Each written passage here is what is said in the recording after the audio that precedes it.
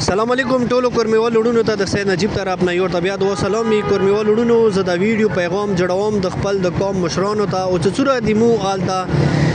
سکیورټي ادارې دی هغوی ته جوړوم یو ته سوال کوم یو ریکویسټ ورته کوم او ټولو کورمیوال وړونو ته دا ریکویسټ کوم چې پلیز د مو ویډیو پیغام خامخا خپلو مرګلو سره ګروپو کې شیر کوئ چې ما که د اهم پیغام د مو قوم مشرانو ته د مو څوره آلته سکیورټي ادارې دی هغوی ته ورسیږي کورمیوال وړونو ته پاتې دی چې پراچینور چې څوره عوام دی هغه ډېر زیاتو مشکلاتو سره روبرو دی د پراچینور چې کوم مین روډ دی د دې حوالې سره تاسو ټولو ته پاتې دی چې پراچینور مین روډ چې کوم دی هغه 10 بجو نه واخه 2 بجو پورې کلوبي 2 بجو نه بعد پراچینور چې څوره عوام دی هغه هیڅ قسم هغه باندې امدورب نشي کوای نو اوس داسې کسان دي چې هغه پراچینور نه راغلي دي او دلته مختلفو اډو ته چې کوم چې هغه غریبان صبح شپږ بجې روزي او ځنه داسې وي چې هغه 5 بجې روزي هغه ټوټل روشي اډې ته اډو نه بیا راځي هغه په لیځای کوم مقام باندې یو څه دغه جنه چې پنډه اسلام آباد نه هغه چې هغه تور په لسه ودرېږي نو تور په لنه 10 بجې پرېږدي نو اوس دا د شپې 8 بجو شولې اوس پورې د مو ګاډي چې کوم دی هغه اډو ته نه دی رسېدلی نو موږ دغه چې د مو نه پوهېږو چې د پراچینور چې کوم عوام دی هغه د دغه ملک باشنده دي دغه ملک آی ډي کارډ ورسره دی دغه ملک پاسپورټ ورسره دی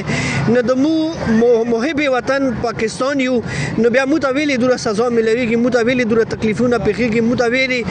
که بچي وي که زنانه وي که بیماران وي که رنځوران وي او ایون چې کوم مسافران وړونه دي هغه ویلې دوره مشکلاتو سره روبرو کیږي نو په کار دی دا مین روډ دی دا د حکومت کار دی دا مین روډ چې کوم دی دا مکمل طور پر سکیور کی او یمو چې کوم عوام دی نه په مین روډ د پرسادي نه نشي راتلای د سادي چې کوم روډ دی دغه نه نشي راتلای رچی په شور کو باندې نه یعنی مطلب په دغه روډ کې هر قسم مشکلات د ما کورمیوال وړونه برداشت کوي نو دغه ویډیو په ذریعه د قوم مشرانو ته دا پیغام ورکوو چې بالکل دا خو پراچینور کوم مین روډ وي هغه کې به هر قسم مشکلات وي تکلیفات وي خو دا مشکل تکلیفات به د مو سکیورټي فورسز او د مو کوم حکومت دا د هر قسم هغوی سره طاقت ورسره دی هغوی سره قوت ورسره دی خدای هغوی ته هر یو قسم قوت او طاقت ورکړی دی چې کله یو حکومت وغواړي هغه هیڅ قسم هغې لیارې کې عوام څه شی دی چې هغه لیاره بند کړي یا عوام باندې هغه مثال هغه ریاره چې کومه دی هغه داسې کړي چې اور جوړه کړي